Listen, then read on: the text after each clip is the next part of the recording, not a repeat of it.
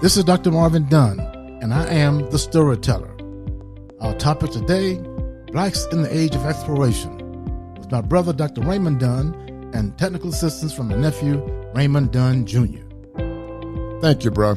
I can't wait to get into this exciting topic on the age of exploration. Bro, give us some context. When was the age of exploration? Well, Ray, this age is defined as from the 1400s through the 1600s. It was a period during which Europeans were exploring parts of the New World. Okay, so who were some of the leaders who were exploring the New World? Well, it began with Columbus, Okay. who we all know landed in 1492 and began what became known as the Age of Exploration. He never really landed in the continental United States. He landed really in the Bahamas. Okay. But many followed Columbus. Were there blacks with Columbus and other explorers? Well, we have reason to believe that there were at least 3 Africans with Columbus. There was a recent excavation at one of the places where we know Columbus landed, and experts have determined that some of the skeletal remains are those of Africans. So we have reason to believe that there were at least 3 Africans who were with Columbus. So where did they come from then? How did they get with Columbus? Well, there were Africans, there were slaves, some of them free and some of them enslaved, but there were black people with all of the conquistadors, starting with Columbus, very likely, and certainly by the time we get to Ponce de Leon, and even before him, there were many slaves and free blacks who came with the Spaniards. So Columbus had a few, but we know others had many blacks with them. Where do they come from? Yeah. Well, the Portuguese in the 1300s invented a ship that was called the Caravel. Okay. And this was the first ocean-going vessel, which allowed Europeans to leave Europe and travel across oceans. The Portuguese took those ships to Africa. This is before discovery of the New World. Okay. And the Portuguese began bringing Africans to Europe. Most of them were slaves. Okay. Some of them were household servants. Some of them were simply decorations for rich Europeans. So there were Africans being brought, not just by the Portuguese, but by the Spaniards and others into Europe before Columbus ever sailed for the New World. So there were plenty of blacks in Spain in particular at the time of the exploration period that we're talking about. But how were they used aboard the ships of the explorers? Well, let's say that you're one of the wealthy men who is funding one of these explorations. Okay. And you're leaving your palace in Spain. You might take 1 or 2 of your slaves with you just for personal comfort. So you had slaves on ships who were the personal servants of people who were wealthy or commanders of the ships. But most of the blacks were either enslaved and worked as slaves aboard these vessels, although some were also free. You had free blacks on all of these explorations into the New World. We don't think that there's a single one in which there were not blacks in great numbers, and some of them were fighters who were aboard ship simply to assist in defending the ship. So enslaved, some were craftsmen, people who had particular skills, various skills, but they contributed to this so-called age of exploration. So let me ask you specifically, who was the most noted black man who sailed with Ponce de Leon? There were 2 black men, Africans with Ponce de Leon. The one was Juan Girardo, Garrido. The second one was a friend of his, and his name was Juan Ponce de Leon Gonzalez. He was an interpreter of the native Indian languages in the Caribbean. Oh, okay. So Juan Garrido and this other guy, whose name sounds like Ponce de Leon, but he was not related to Ponce de Leon, were 2 blacks that we know were aboard ship with Ponce de Leon. Let's talk for a moment, though, about Ponce de Leon himself. Yeah, that's what I want you to talk about. I've heard that he was quite a character. He was a slave owner. He arrived in the New World around 1509. He was the first governor of Puerto Rico.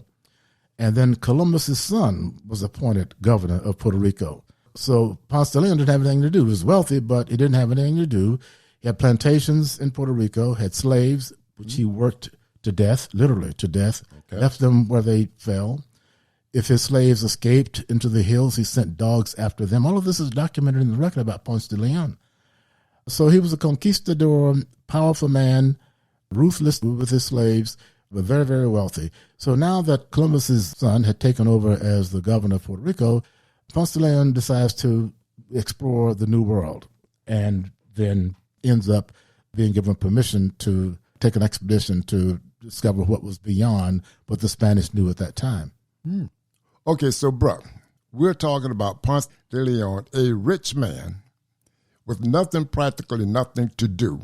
He went back to Spain and met with the king, Ferdinand, and Queen Isabella, and asked them. He said he'd heard from the Indians in the Caribbean about this fountain of youth, that if one took a sip from it, one would have his or her youth restored. Oh, I visited that, bro. Well, there was no such thing, so you could not have visited. I visited what is supposed to be Ponce de Leon's fountain of youth. All right. Go ahead. He goes to Ferdinand, who's now, I think, almost in his 60s, certainly in his 50s. And this sounds very interesting to the king. And Isabella and Ferdinand agreed to have him be able to leave Puerto Rico and go explore other parts of the New World that Spain claimed as its own by right of the Catholic Church. The Pope had so agreed. He leads an expedition looking for whatever he could find and ends up in Florida.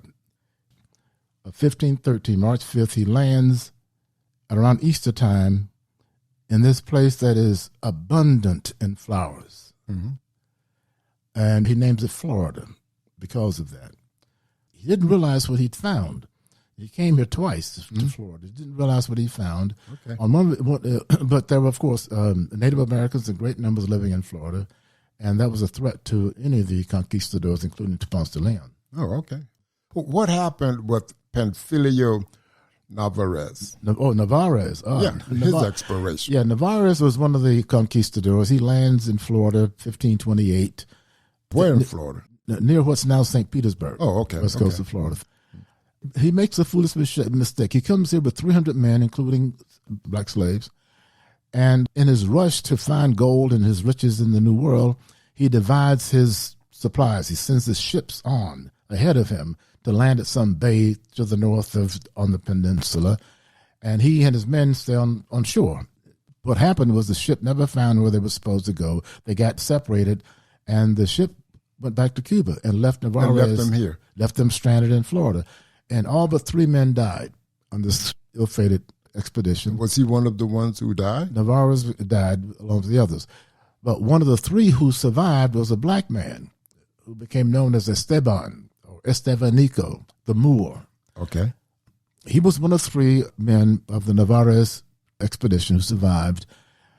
And they walked, Ray, from St. Petersburg, what's now St. Petersburg, to Mexico City, Mexico.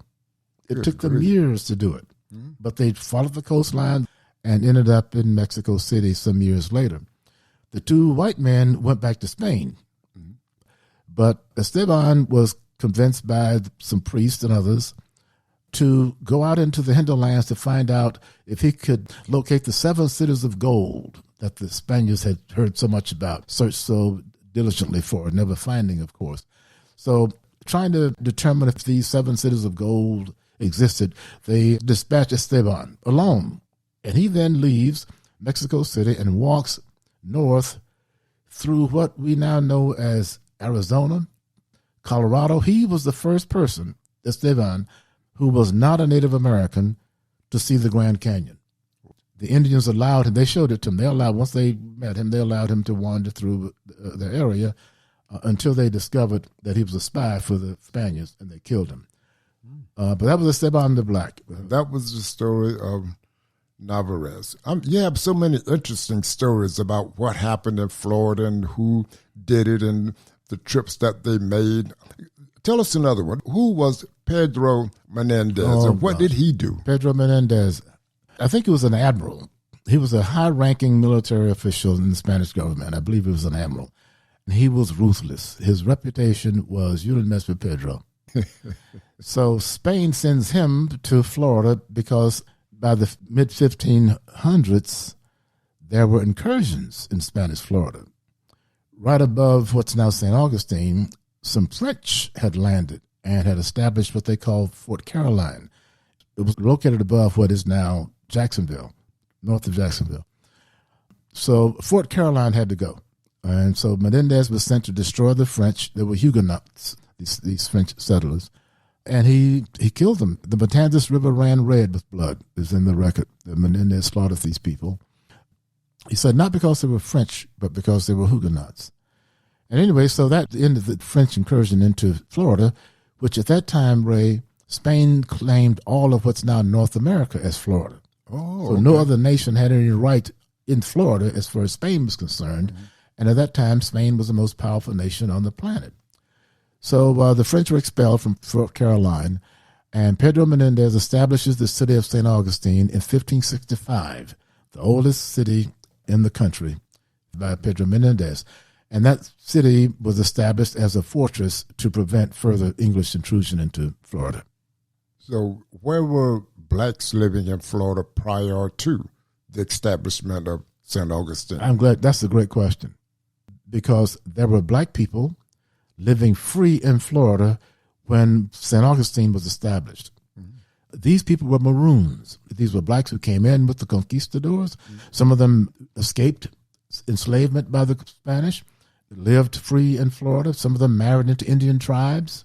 Maroons are? They were called Maroons. They were blacks who managed to escape enslavement or were the descendants of those who had escaped enslavement. Okay. Mainly along the South Carolina and Georgia coast and along the Florida coast, you had these Maroon settlements. The point being, by the time the Spanish established St. Augustine in 1565, there were black folks who were grandparents living in Florida and free.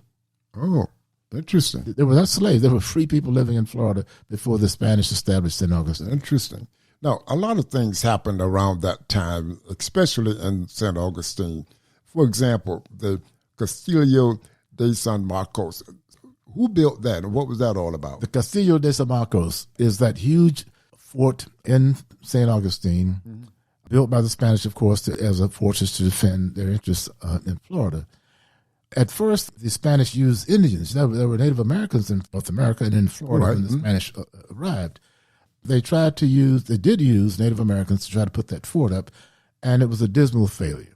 They couldn't get the right materials. It was terrible. So the Spanish went to Cuba and got black slaves who were craftsmen in masonry and other skills. And those blacks helped lead the effort, particularly in terms of the skills needed to put that fort up. So black slaves out of Cuba, most of them were slaves, brought from Cuba to St. Augustine mm-hmm. to correct the misery that was standing as the Castillo at the time that these blacks arrived. So did they also help to build Fort Mose? Talking about the same group of people? No, totally different story, Fort Mose. What is Fort Mose and why was it built? What was it? It's no longer, it doesn't exist anymore. Was it? Okay. Well, in 1733, I think I'm correct about the year, Georgia was established as a colony by the British. And there were slave owners in Georgia who had a problem with their slaves escaping from Georgia, British control now, into Spanish-controlled Florida. And the Spanish welcomed them. If these escaped slaves entered into Florida, if they agreed to become Catholic, because the church had decreed that one Catholic cannot enslave another. So if an escaped slave were to declare himself or herself to be Catholic, and if they swore to defend the crown, then they were free. And that attracted a lot of slaves out of Georgia, in particular, the Carolinas as well, to come into Spanish Florida. And this began a lot of friction between Spain and Britain initially, but later on, when the U.S. became a reality, Americans who were mm-hmm. in control of Georgia. So there were so many blacks coming into North Florida, into St. Augustine, and there was always the threat that the British would attack St. Augustine. So the Spaniards established Fort Mose, the first free black community in the Northern Hemisphere on this continent. The Spanish established Fort Mose 2 miles north of St. Augustine as a barrier, so that if the British came down from Georgia to attack St. Augustine, they would have to go through Fort Mose. The fort first. Oh, okay. Right. So it was a place to put the blacks because there were so many of them crowding into St. Augustine, and also Fort Mose served as a warning post for the Spaniards. Okay. Interesting. The British, incidentally, eventually destroyed it. It lasted a few decades. What is it like today? What is most of it's underwater today? Over the years, just through natural flow of the water, because the fort was built right on the water. Most of it's a national park now, and you can go out on a walkway and look out to where the fort was, but it's mostly underwater now. But it is a protected national site. Well, good. Bro, all of these interesting stories that you have, bro, why is this not included in the curriculum of school districts in Florida in particular? Well, Ray, the age of exploration was a violent period. When the Spanish arrived in what's now America, there were tens of thousands of Native Americans living here who resisted fiercely the intrusion of Spain and later on other nations into their territory. So there was a lot of fighting, killing, dying, taking over of people's possessions and lands and what have you. Dirty aspects of history we tend to push aside. We tend to idealize or make martyrs of people like Columbus and like Ponce de Leon. But these were human beings, and they had not only the frailties of human beings, they existed during the age of exploration, which meant there was a rush all over the world, particularly in Europe, for riches, and that contributed to greed. So the stories are such that they're not comfortable to tell beyond the idealized version of what these people did and who they were. And blacks are left out in particular because, one, they were slaves. It was not a good place to remind the world that slaves came with the conquistadors. Second, many of the blacks who came were not slaves, but were fighters, warriors who participated in the attacks on whites. So I have found over my years of study of history that stories in history, Florida history, American history, that involve blacks as fighters, as resistors, as joining an opposing force against the United States, these stories tend to be suppressed. And we're just now beginning to have a fuller flowering of history to include these people who were here and participated. Bro, that sounds to me like we romanticized the period of exploration, making all these guys, Ponce de Leon, Columbus, and the rest of them, look like heroes, superheroes actually, when actually, if you look beneath that, there were a lot of people who participated in the discoveries of all these different things that we find here in our beautiful country today. Well, let's keep in mind, though, that these people were heroes in a sense because they did dangerous things. To get on a ship, going into territories where you had these very, very hostile Indians, it took a certain amount of courage to do what they did. And to some degree, you got to recognize that. Wasn't everybody enabled to do what these men did. So, and they deserve recognition for that part of their contribution to history. They do. I give them. But tell the full story of what they, in their view, had to do to conquer this new world, which was not empty when they got here.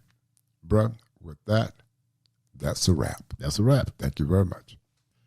We thank you for listening to The Storyteller, a production of MR2D Media.